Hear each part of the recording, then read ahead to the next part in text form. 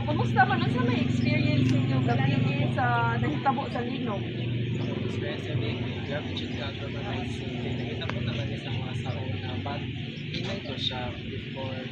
Pero karon mas usok siya ko siya. Like, grabe kayo, unexpected kayo. Nag-practice naman ko sa mga board mo. Flicker din ang mga lights. Grabe kayo ang pag-shake sa ground, sa kuhan, and then nakakot tayo ng drawer. Then abigilin ako is atakay ko sa mga kisamit. Sadya ang mga materials na sa balay. Thank God na wala na siya. And then mauto tayo. Nag-cover and hold ako. Kumatay dito sa mga sa Loloy gamay! And then pag human sa earthquake, kay nigawas ko. And then pagawas ko, katal tayo. Wala na. Tadak na lang. So, cut-cut na lang po. Nagkatlaw ako. Kasamon. Daghan kayo cut-cut.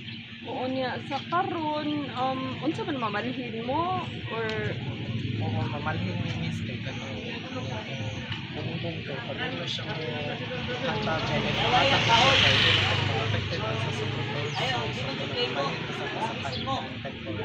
temporary. Unsa man siya kana